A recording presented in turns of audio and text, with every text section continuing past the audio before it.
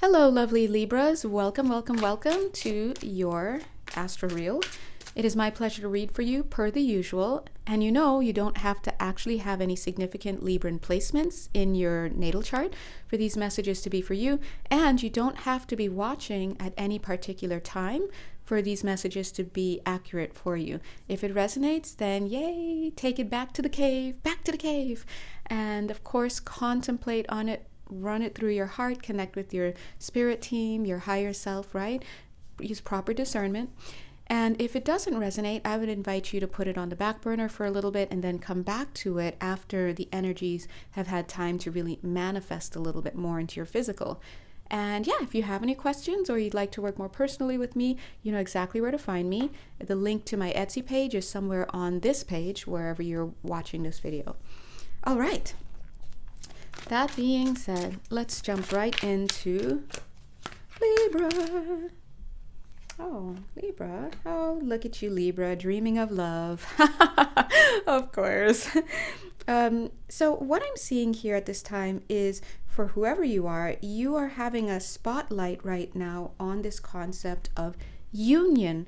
But it's very important for you to realize that what you're being called to do right now is not necessarily to take any actions to other people. Interestingly, I'm hearing the words pro forma. So that's for somebody here. And you're not being asked to take any actions towards anyone in particular. You're being asked to actually contemplate. Let me just get my glasses. I do this all the time. Hold on.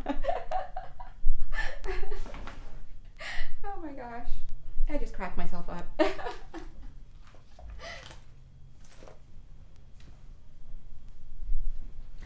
Okay, I'm back. Anyway, I didn't really go too far, but yes, so you're being asked to contemplate at this time. So what does that mean to contemplate within this context? It means to think about, whoever the specific person is, or if you have nobody, think about how you feel about that. A lot of us go through loneliness, and that is a source for contemplation as well. Definitely something to reflect upon, but really just take into consideration your way of relating to another. And I do have to be honest, this does feel like it's coming through as asking you to look at it through the lens of romance, but it need not be. And yes, you can even still be in a relationship and have this exercise to do, because one of the biggest lessons that everybody is learning on some level throughout their entire life is relational learning, right? And so it is, and I think some people need to hear this. There are just some lessons and certain embodiments of lessons that require you to be single, okay? And when I talk about single, I mean having space, energetic space between you and others. So that would be the hermit phase, is the best way to say that. And then by the same coin, there are some learnings and some embodiments of those learnings that actually require you to be in relation with somebody else. And however that somebody else shows up in your life, it could be romantic, it could be familial, it could be whatever. But these lessons can only be really understood and felt into and extrapolated in union with that other person. This could also be about you learning how to be in a group. And in that case, you've got more than one person. But either way, there are just going to be times when you have to literally just be in those spaces. That's just how it works. And it can be really lonely when you're by yourself and you're going through this, but it can also be very lonely for a lot of people when they're amongst others. What's lonelier than being with people and being lonely? Lots of married people and people in committed relationships can speak to that, right? And so always remember that this idea of loneliness and feeling at a loss, it runs rampantly throughout society, and it touches people in different ways. Right? So as we say, we should never, covet thy neighbor's life. The grass is not always greener. When you move into another pasture, 4 minutes, 44 seconds, all you're doing is you are experiencing the lessons of where you are now in that new pasture. And there are lessons that you were not able to see or even conceive of when you were in the other pasture. And I heard a saying the other day, and I thought it was pretty telling: new levels, new devils, right? So that also goes to show you that even though you're continuing to do your inner work and get to know yourself better, to understand your patterns and to bring in mindfulness and energy work, of course, to move those structures, but bringing in mindfulness so that you can interrupt certain patterns of behavior that are not for your highest good. There are always going to be things that you need to contend with. So as you do those healings, you move higher in your frequency, but doesn't mean, oh my God, I'm home, I'm great, I have nothing left to do, right? That's never going to be the case on this planet, because this planet, and this is according to my beliefs, of course you must use your own discernment, right? This planet is a school. It's one of many schools, and so it's a schoolhouse. And sometimes it doesn't rock, to be honest. It doesn't rock, okay? So right now, a lot of you are being asked to do some contemplation. And the way that I'm feeling as we move away from that dynamic and we look at how it's manifesting for you guys differently on this planet, because, as we talk about higher frequencies, we're looking at energetic dynamics. But then how it manifests into the physical is going to really be unique for the person. So it's going to be very diverse. For some of you, father issues, I just want to throw that right out the bat. Some of you may be actively thinking about your father, maybe replaying certain things, maybe having nostalgia, maybe traumas are coming up related to this, right? So you're being asked to delve into that. Look here, the Ace of Cups. You're being asked to pretty much bring love to that situation. But the rub here, but also the nuance here is that they're asking you not to get lost in those memories of who you were at that time. Because remember, when we tune in to memories, whether they're happy memories or not so happy memories, what happens is that we kind of like transport ourselves there. So energetically, we're tuning in. You're just a tuner. That's all you are, tuning into different frequencies. But when you tune into these past memories of this lifetime, or even some of you may have past life recall, you are transporting yourself there. So they're asking you not to get back into that wounded child and that betrayed wife or just whatever it is. They're asking you to recognize and acknowledge where you are now, and from this place of groundedness to reach into those memories and just feel around a little bit, but always have a way of bringing yourself back out. So, if you don't know this, and I probably haven't made this clear, but I'm a huge proponent for cognitive tools. So if I were using this approach with grounding myself, reaching in, feeling around a little bit, and then coming back out, as the guides are suggesting, what I would do personally is obviously we all have a lot of trauma related to our past. And so if I know that something's coming up for me, there's no need to go looking for these things, by the way. They come up. Right? So if something's coming up for me, and for example, following this example, it's about my father and trauma and such, if I know that that's going to be very uncomfortable for me, then I would make sure that I don't just launch into it and just let it sweep me up. In fact, what I would do is I would take note, okay, my guides and my higher self want me to work on this, it's coming up for me, and there's something here to be revealed and moved through.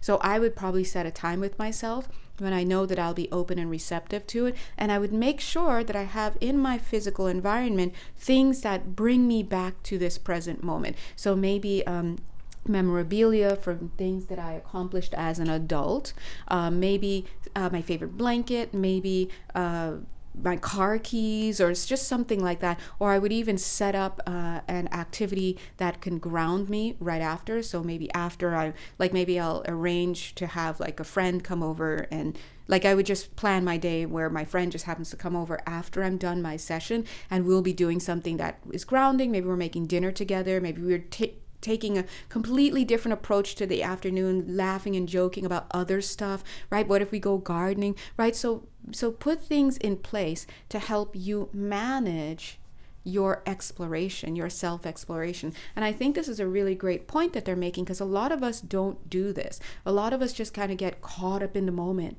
right? But when we understand that we're taking a mindful approach to our life, we understand that means, of course, understanding more about who we are and what it is that we need, and then making sure that we put those things in place so that we're always with compassion, self-compassion, self-acceptance, grace, mercy, all those things, making a very comforting plan for exploring these heavy, heavy things. Because when you come to your friendly local reader, me, hi, with super hugs, ding, you know, we're going to see those things in the energy field, right?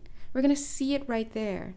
And a lot of you do seek services from other people and me, and even from your the word pastors is coming up, religious folk that you really, really vibe with, or maybe even those friends and family members in your life that you feel can really give you some sense of understanding of what you're going through.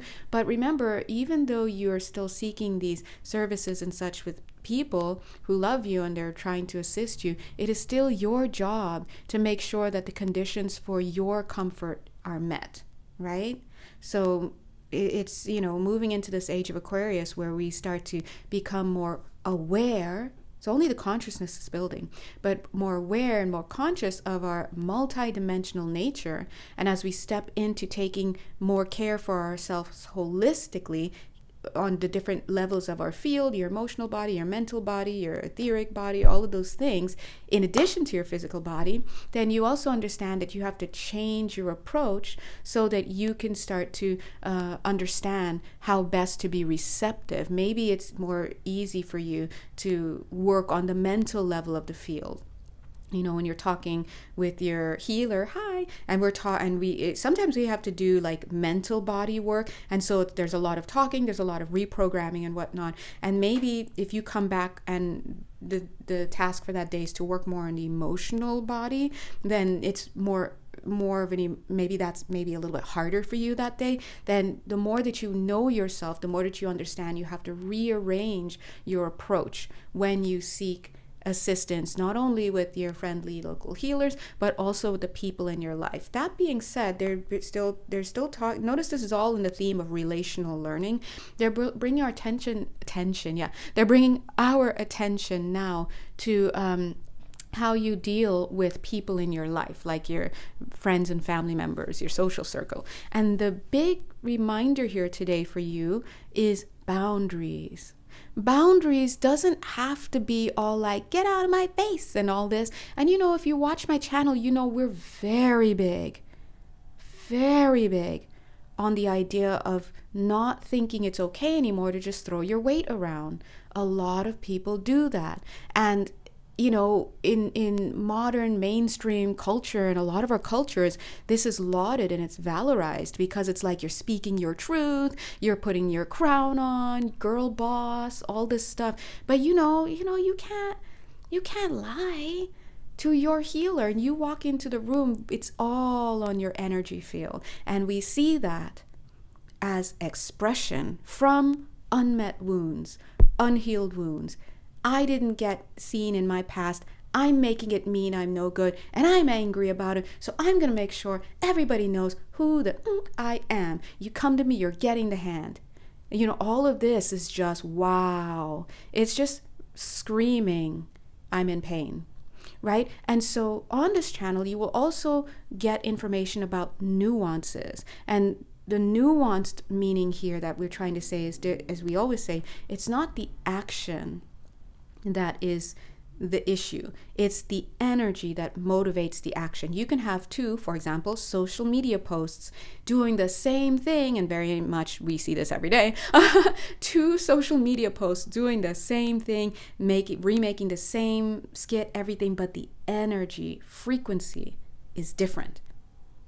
It's different. Why? Because we're looking at the energy field. And as we move into the age of Aquarius, one of the learnings that is really, really gonna hit a lot of you is that you're no longer, it's no longer just like, I'm donating money, I'm doing this, I'm standing up, I'm an activist, and I'm doing the right thing. No, let's look at the energy underlying it. Yes, you may be doing this, but what energy are you spewing out into the field?